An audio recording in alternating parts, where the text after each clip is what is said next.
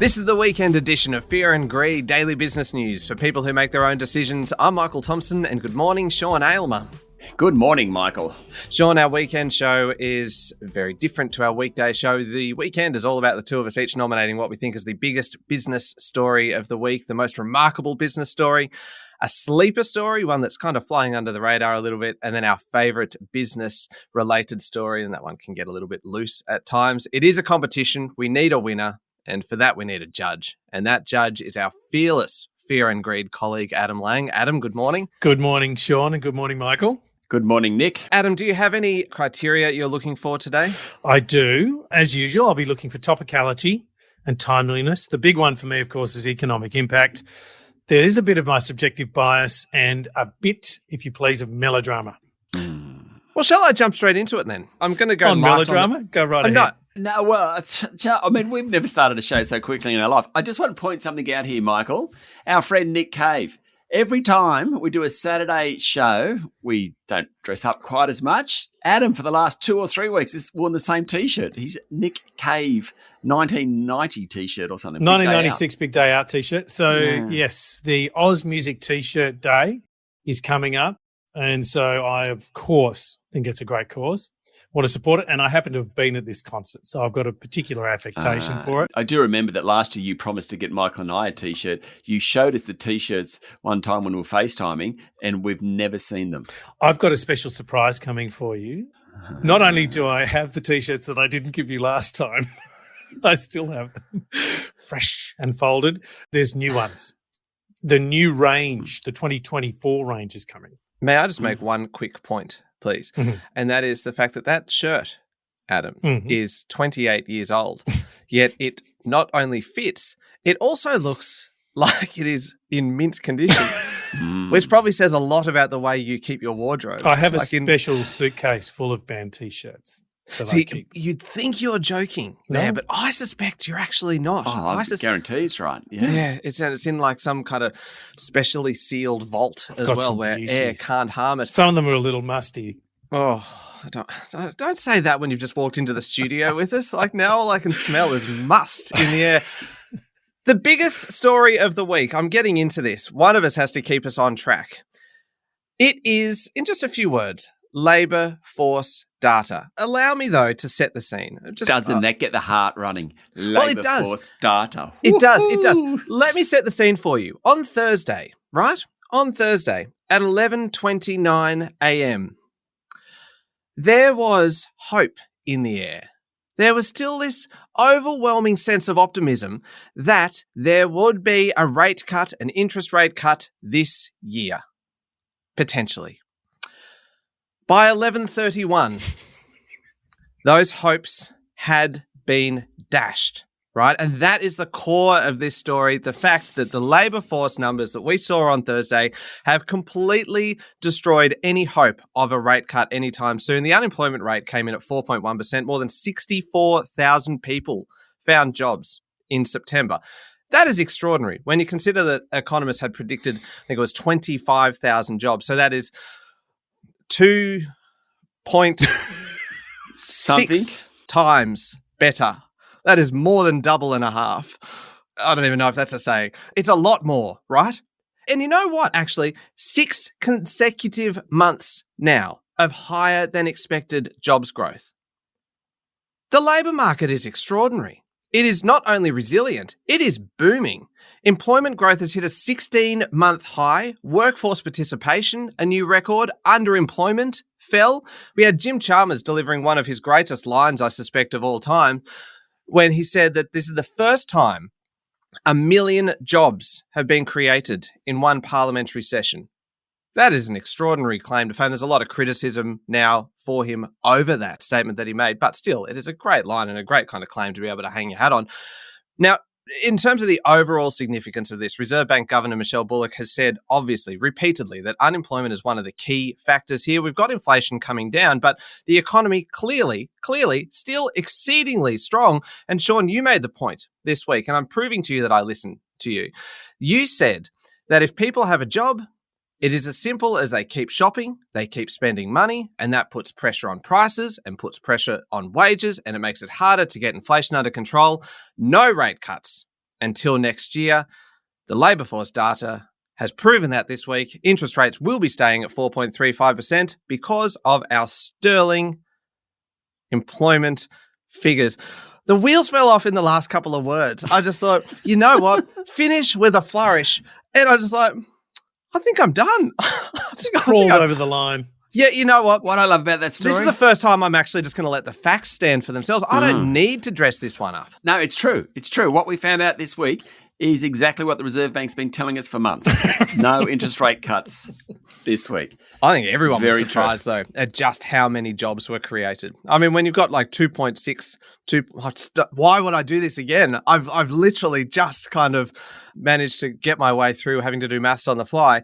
When you had economists expecting 25,000 jobs and it came in at 64,000, and most of those, like a lot of the growth this time is up. Time is up. A lot of the growth this time was actually full-time jobs as well. It wasn't just Michael, part-time please jobs. These are stop. full-time roles. Desperate. Sorry, go on. Okay. No, it's a good story, Michael. Same old, same old. Confirming what the Reserve Bank said. And you know, when you worked in newspapers, you were never allowed to use the word confirm or continued or anything like that in the first paragraph because it just meant same old, same old. Let me tell you about a story this week which actually could change the course of politics, economics, society in Australia. Oh, God, overreaching much? Not at all. Not at all. It was a revelation that Prime Minister Anthony Albanese and his partner, Jodie Hayden, spent $4.3 million on a house on the New South Wales Central Coast. That's not why it's the biggest story, Adam. This, I reckon, is Albo's Hawaii moment. I reckon this is the point where the electorate have decided he's not everything he's cracked up to be. Now, Albo's popularity is on the slide. We found out this week, the Australian News poll, that he's behind on a two-party preferred basis for the first time since the last election. He has not done a great job reading the mood recently, and in the midst of a housing crisis, to buy what people are referring to as a holiday home is a shocking look. Now, the Hawaii moment, we're talking about Scott Morrison holidaying in Hawaii as New South Wales burned. That was in early 2020. He never really recovered from that. Like ScoMo going on holidays, no problems with ScoMo going on holidays. Absolutely, you know, these guys work incredibly hard. He deserves a holiday, but not in that moment. Anthony Albanese buying a home for post-political life, absolutely no problems with that. Good on him. But doing it in the midst of a housing crisis? Ouch. Peter Dutton didn't really need to do much. He just said, look, it's okay for those guys to buy a house, but I am worried about all the Australians doing it tough out there in housing. Beautifully. Well played, Mr. Dutton. Anthony Albanese explained it using his mum as an example, said he gets paid plenty and can afford the house. Yes, very true. But that's not the point. This week could well be the big moment in the electoral cycle turning against Anthony Albanese. It was trending that way, but when we look back, we'll think, oh, remember the PM and Jodie bought that $4.3 million house on the Central Coast, holiday home? I'm serious. I actually think this could be the big moment which shifts it. Now, that has huge political implications. It has all sorts of implications around tax reform because we know coalition versus Labor in terms of tax reform. The NDIS, supermarkets. Wrap it up. Dutton hates the supermarkets.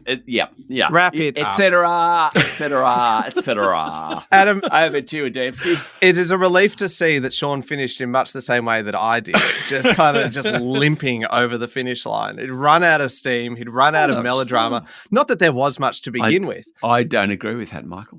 Look, you both had your moments there kind of faltering at the end, but both ripping stories. Sean, Albo's Hawaii moment, I have not heard it classed as such. I think that's really interesting. And the bit where, look, as we know, Scott Morrison went over to Hawaii.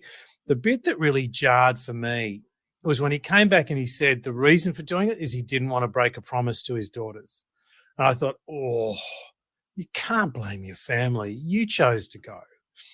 And I thought his credibility took a real whack at that time. And I think Albanese's response to this has also taken a whack. And to see how he'll respond from this will be remarkably interesting. It is a political story. I actually think the bigger business story this week is the labour force data staying so high. And Staying.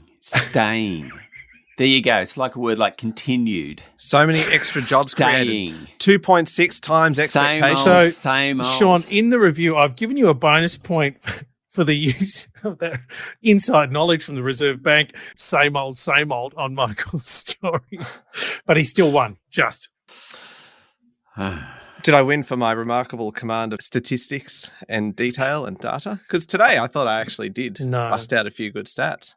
No, you're grappling with the numbers, particularly around, isn't that 2.5 times as you faltered over that? No. And even now, I'm still not 100% sure what that number is. But you know what? Some things just beyond the grasp of humankind. Most remarkable. Sean, would you like to go first on this one? Get yours out of the way? This is truly remarkable. This is going to change society. While my last story changed Australia, this one's changing the world. Okay. Literally. Albo's Hawaii moment. Let's see what Sean brings up next. That was Australia. We're talking global. Google's ordered up to 7 small modular nuclear reactors, becoming the first tech company to commission new nuclear power plants to provide their own low-carbon electricity. Of course, it's all about the energy-hungry data centers that these big tech giants use. They need massive amounts of energy. They've been taking it off the grid thus far. Google has gone a step further. I actually think this is remarkable news, but I also think it's really good news. The tech company's placed an order for these small modular nuclear reactors with a total capacity of 500 megawatts. You know, I've got to tell you, whenever I go to talk about the units of electricity, I get very confused. Like, what is a megawatt? It's big. Okay, can we leave it at that? Yeah. It's just big? It's at least 2.6 times another. Something. Yeah. Gigawatt. I find it hard to fathom too, Sean. You know, I just understand it to be a lot, and you get giga. Yeah, I think that's it. Yeah, you get gigas and you get megas, and whenever I say it, I kind of think I shouldn't understand. Anyway, a hell of a lot of capacity. That's what they're getting.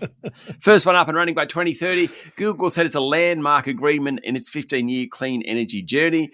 Now, remember, last month, Microsoft announced it would commit to buying 20 years' supply of electricity from the 3 Mile Island plant. That's a US nuclear plant. If its owner, Constellation Energy, restarts the thing. Of course, nasty little accident on that one a few years ago. Tech companies are basically interested in nuclear as a medium-term solution to providing low-carbon electricity. Michael, stop groaning.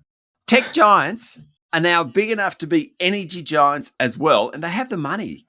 And the tech guys get stuff done. They're much more innovative than governments. They have a commercial imperative to create these enormous amounts of green energy because they can't afford to do fossil fuel energy. So they need to do green energy. They're putting money into it, having these incredibly innovative solutions. If Google can get the small nuclear reactors operating, it could well be the blueprint, not just for other companies, but for other nations. So Peter Dutton's whole nuclear energy plan has to be, well, it is partly reliant on these small modular nuclear reactors. It is just a remarkable story how tech companies are taking the reins in the energy crisis. Beat that, big fella. Come on, Mickey T. Show us your stuff. That was a good story. It's just with serious impact. It actually does. It does have serious impact. And mine is a very serious story as well. Mine is a story here at home. It is an Australian-based story. And it is all about something, Adam, that I know that you are very passionate about. It is about culture. It is about workplace culture. And it is about Nine Entertainment, which is a... Protest. Please go on, Sean. Now, we have no formal protest mechanism, but go ahead. I think let's make one up. It was pretty good. Hold on. Nine Entertainment. Mm-hmm. Have you ever worked in the Nine Entertainment group in any aspect, Michael? Yes. Adam, have you ever worked in the Nine Entertainment group in any aspect? Well, technically, no. because I left before the company I was running got bought. Oh, don't give me that crap. You know what I'm talking about. Let's start the question again. Have you ever worked in any of the organisations which are mentioned in what Michael's about to talk about? Yes. Michael? Yes. Sean? Sean? Yes. So, Michael should be disqualified. You're claiming like moral hazard. We can't talk about moral this. hazard, unbiased, and we're all going to absolutely can the living daylights out of the organisations that we used to work for, because that's what you do when I wouldn't, but you two might. Go on, Michael, go on. Shall I go on? Yeah. Because it is about Nine. It is about a company that is grappling with its culture, because this week, the Intersection Report. You shouldn't say grappling with the culture. That's a really bad word for this particular story. The Intersection Report. I'm going to ignore your interjections today, Sean. Right. It found a systemic issue with abuse of power and authority. It found instances of bullying, discrimination, and sexual harassment, and it made 22 recommendations. Now, this was a very broad, a very comprehensive, very thorough investigation into the culture within Nine and within the various divisions within Nine, because, of course, Nine is a big organisation. It is the biggest locally owned media company in Australia. It's got kind of free-to-air TV with Nine. It's got Stan, the streaming platform. It's got your radio stations like 2GB in Sydney and 3AW and 6PR and 4BC. It's got plenty of newspapers as well, The Age, Sydney Morning Herald, Financial Review, and others. So there is a lot of components to this business.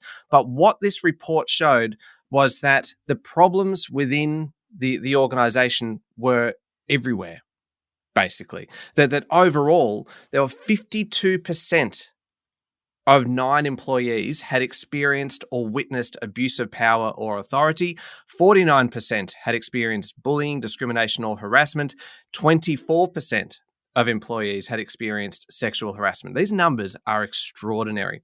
And it is interesting. I say that it is kind of everywhere, but it does appear there was a concentration within the broadcast division. The numbers on all of those three categories were higher within the broadcast division. And that's really kind of what kickstarted this whole kind of process.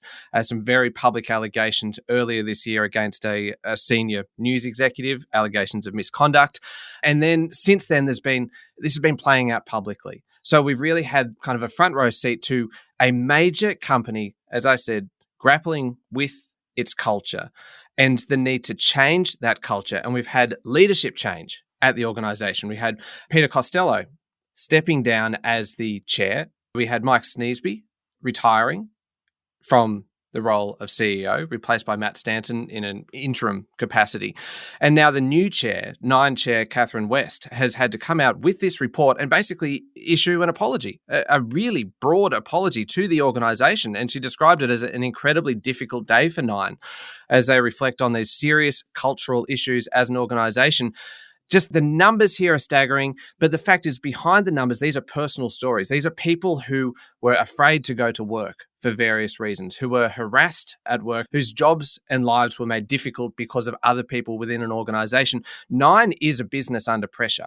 It's under external pressure because of a shrinking ad market, of the overwhelming presence of the digital giants coming in from overseas, and it is under internal pressure as well because of its own culture. The question now is what happens next, because the organisation has this blueprint now for change. And to an extent, it's almost the easy part has been done, having an external company coming in and being able to assess kind of what is going on, talk to people, release this report. The challenging part is actually implementing the recommendations and affecting change within the organisation. That is it. Sorry, that was longer than I'd intended to go on, but it is actually a really important and really kind of worthy issue. And it's not isolated to just media, and it's not isolated to just Nine. There are kind of problems within companies all over the place. We are just seeing this play out so publicly at Nine at the moment. So that was a total rant, and I don't want to demean the subject matter because it is really important, so absolutely important. But Adam, in terms of economic impact, come on, small nuclear reactors, come on. So, Sean, when you did your Google story, I thought it is going to be so hard to beat because it is remarkable and long-term business impact. With the cultural review, it hasn't finished in its impact, I don't think. So it is a massive and remarkable story. And what I'm really struggling with is the battle between the human impact for 5,000 employees at Nine and this the global energy impact for 3 billion. This energy crisis. So I in no way want to demean the impact or judge it on those people. It is a shocker. It's an indictment. And what Nine does is obviously hold other people to account every single day. And so now they've got to do that to themselves. We'll see how they go. The remarkable story for business of the week is Google ordering 6 new small modular nuclear reactors. I think it is incredible. It does have ramifications here. Peter Dutton hasn't released his nuclear plan or any costings, but this doesn't disaffect that at all. Kind of plays well into his hand. I think it will have an ongoing impact here too. All right, 1-1. Heading into halftime, we will come back in a moment and find a sleeper story of the week.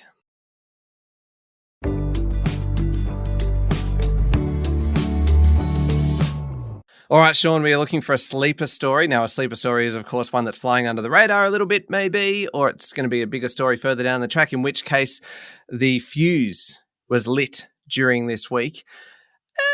Would you like to go first on this one? Okay, will do. What I thought was really interesting this week, which it's been going on, but we just haven't probably realised it. Commonwealth Bank came out this week, not today.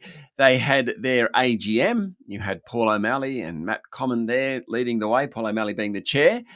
And what Mr. O'Malley spoke quite a bit about was how much Commonwealth Bank is embracing AI technology. The bank, what it did say, says it wants its AI providers to use clean energy, which refers back to that previous story. But what he said, it's a valuable tool that will improve customer service, combat financial crime. He said the bank will embrace more advanced technology and the bank's focus is very much on that in the next 5 to 10 years. What it made me think about was how many companies are actually using AI?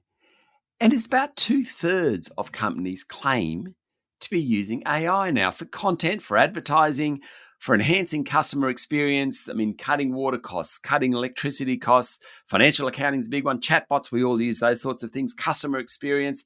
A lot of it is focused on cybersecurity right now, efforts to improve productivity.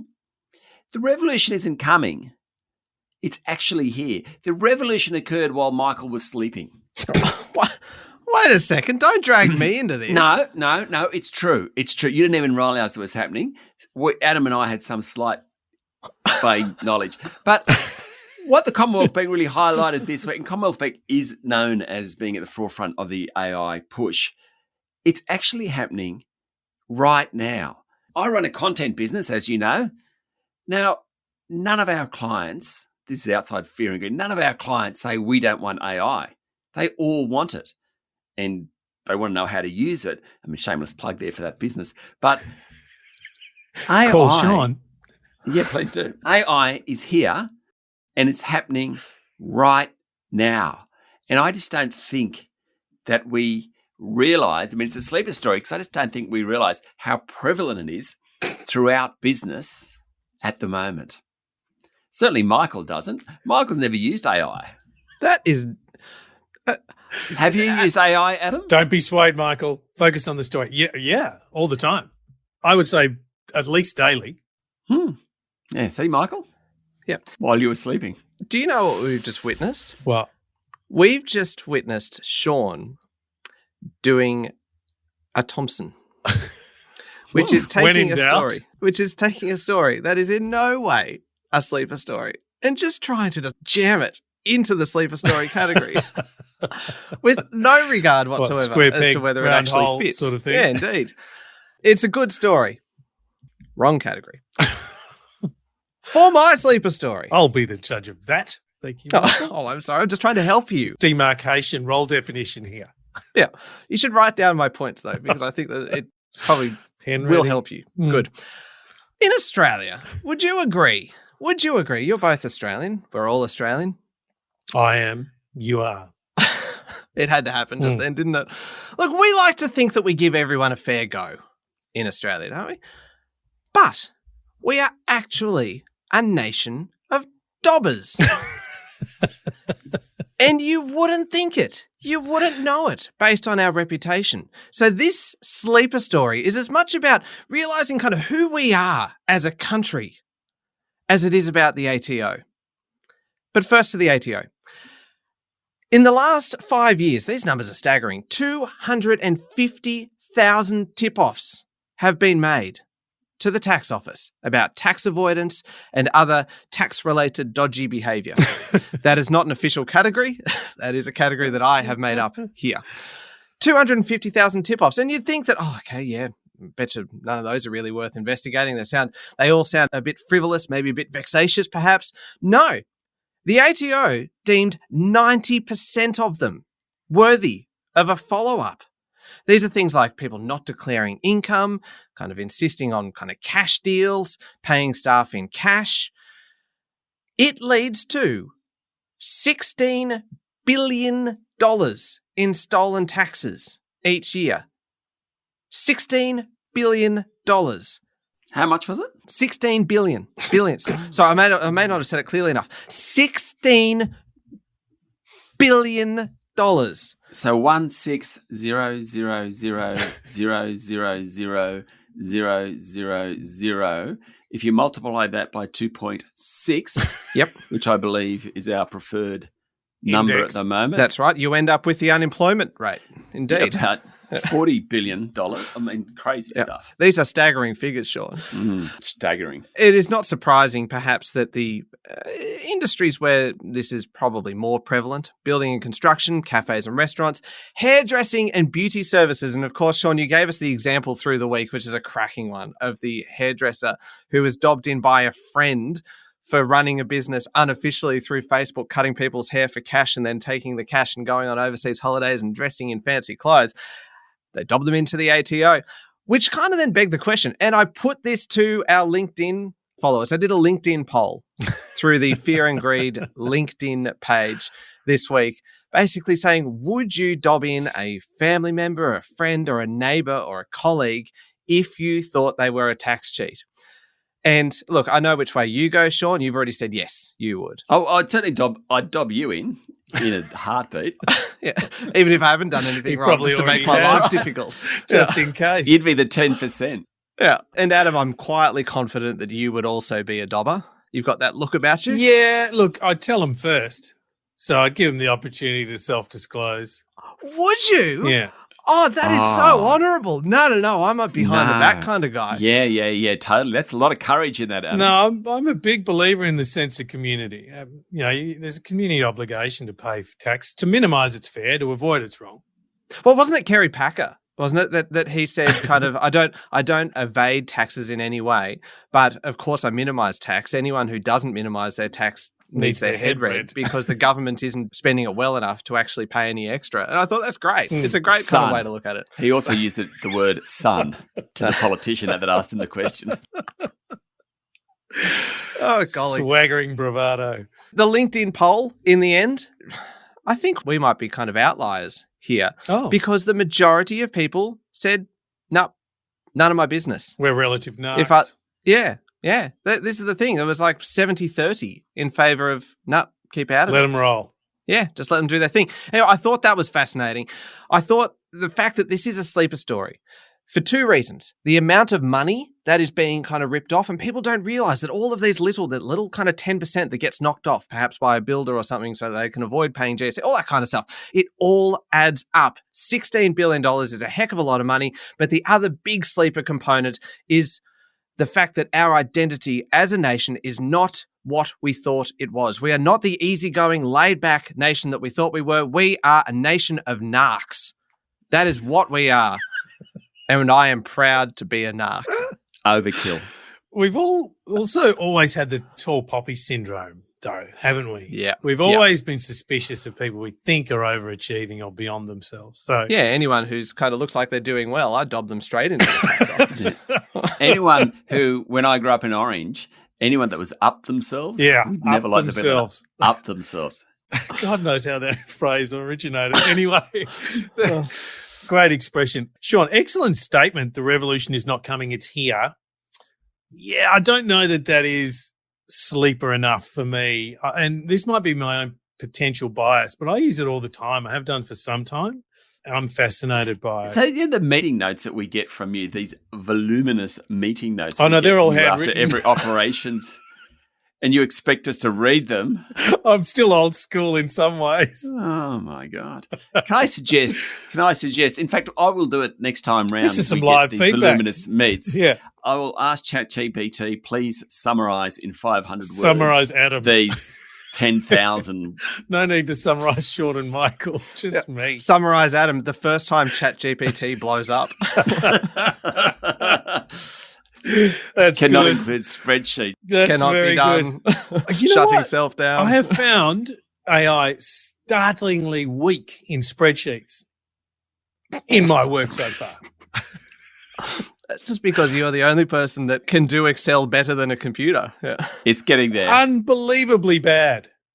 Unbelievably bad. Like, honestly, incredulous. To be honest, I've actually got an apology from ChatGPT 40 a few times. We're sorry we can't do that. Anyway, back to the scoring. Did I win? Michael I presume you won. I think that's what we're getting at here. Michael wins, yeah. This is good. I was Yeah, waiting for more 2-1. praise. I thought Michael's won. Oh, This is normally where you bit give me needy. kind of 3 or 4 sentences of positive feedback, maybe one of negative slipped into the middle.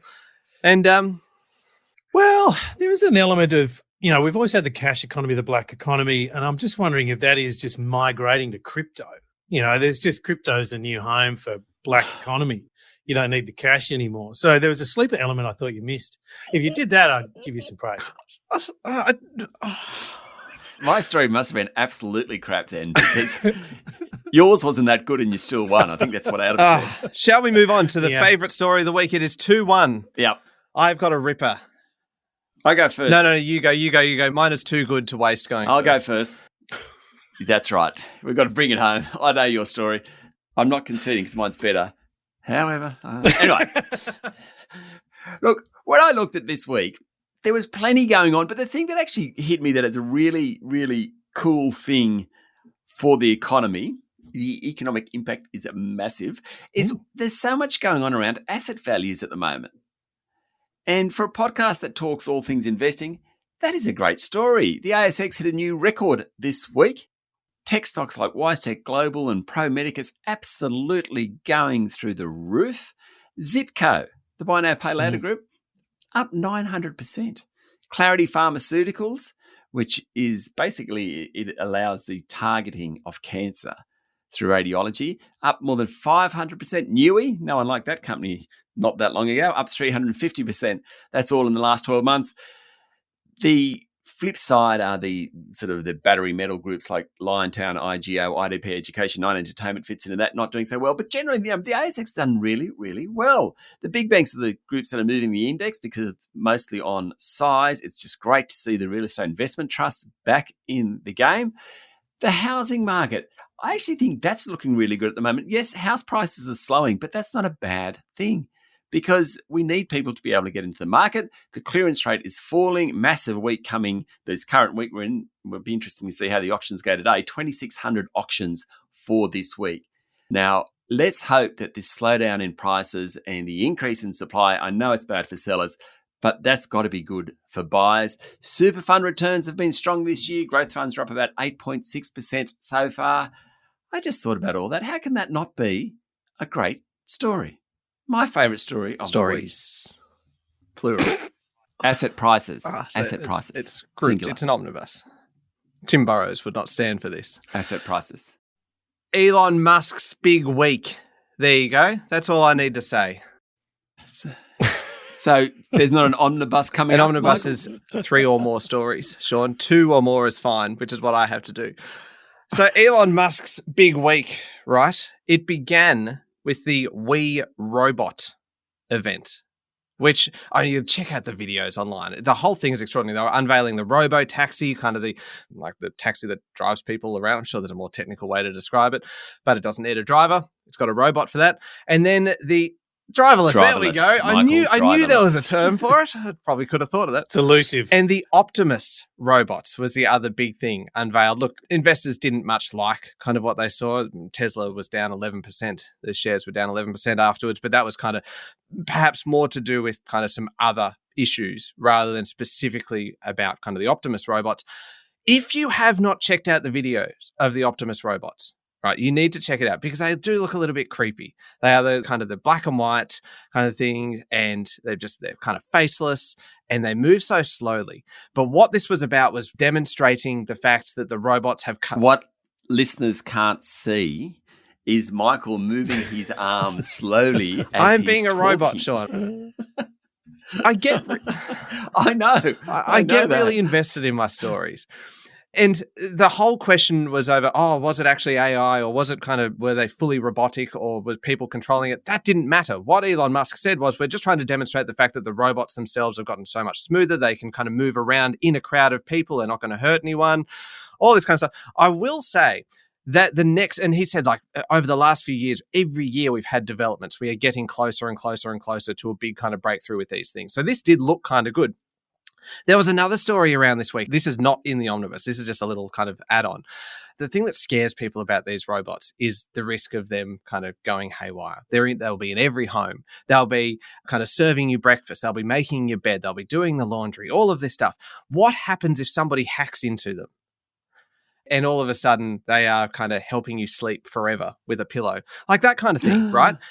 Oh. I was thinking more like full cream milk rather than soy milk for Dansky, that sort of stuff. Stupid robot.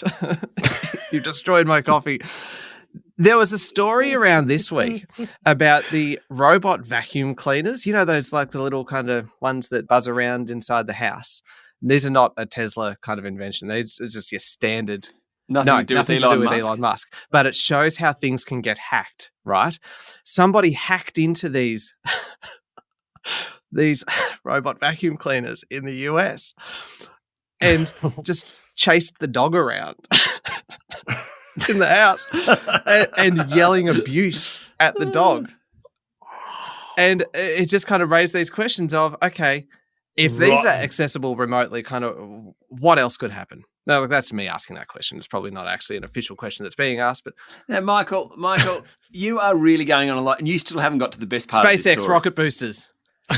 Yes. This story that really just captured everything. Elon Musk started the week a little bit kind of shakily, but then he delivered a defining moment for humanity. I don't want to kind of overreach at all. Yeah. Humanity. Allow me to explain why.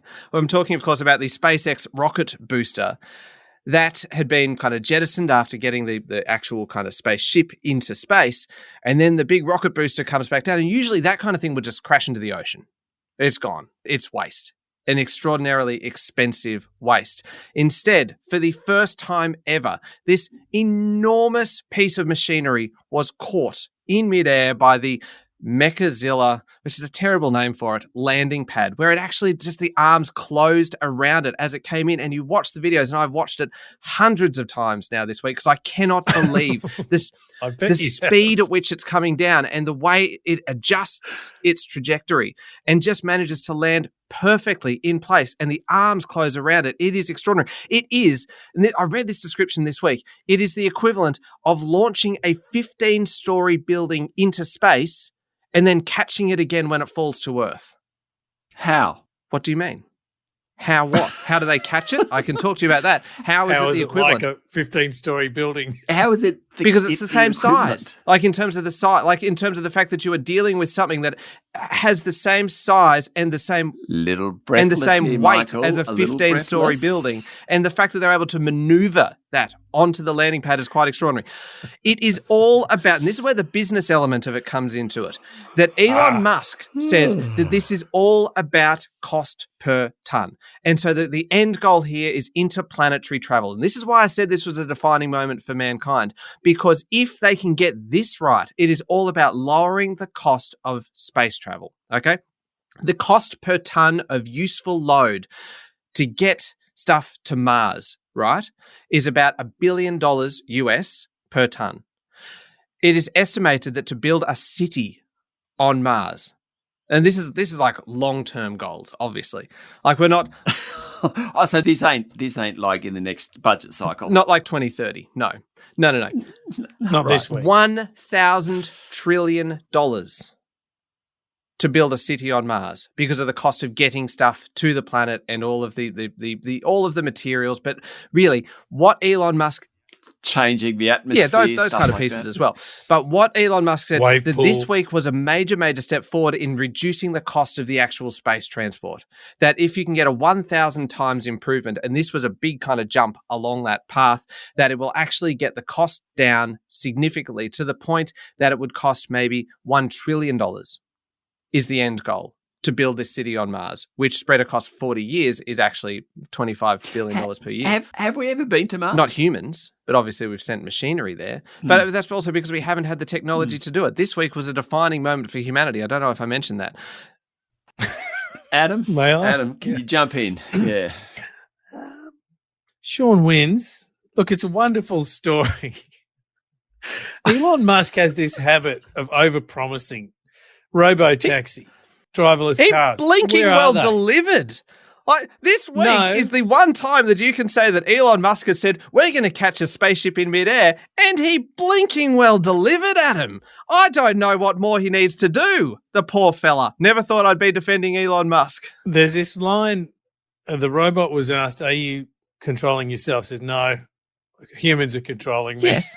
It's like, it's not quite a robot. So, look, good story. And I must say that catching the rocket, the fuel, The booster. what do you call it? The fuel Yep. receptacle booster.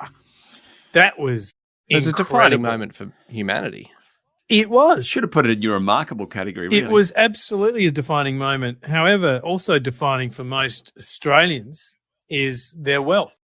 And this week's wealth, how we all feel, is actually we've got well-being today. And so ASX at a new record. House prices moderating. There's good news. There's mixed news for everybody, I guess, across whether you own or rent or buy. But it's moderating house prices is a good thing. We certainly need more supply. Super funds doing well. This is fantastic news. Were it not the case, we'd all be feeling much more agitated. So that's why it's my favourite story of the week. Whoa. That is a Stephen Bradbury, if you don't mind. Thank you very much. The Stephen Bradbury of favourite stories. That will go down in history. You go out on the street and ask anyone, what was the defining moment for humanity this week? And they will say... Favourite story of the week is the category, Michael. 2-2. 2 What was all. the points 2 score, all. Adam? Okay, 2-2. Also a draw, 89 That's fair. points. You know what? It feels like after last week's disgrace, it was I'll just take like we it. needed to settle things down a little bit. So I'm still smarting over that one, by the way. Lucky we had such a short show this time too. Yeah. We Really really packed did. it in. Lot of value. Lot of value. Thank you very much, Adam. Great judging. Thank you, Michael, and thank you, Sean. Thank you, Sean. Thanks, Michael. Thanks, Adam. Make sure you're following the podcast and join us online on LinkedIn, Instagram, TikTok, Facebook, and X. I'm Michael Thompson, and that was Fear and Greed. Have a great weekend.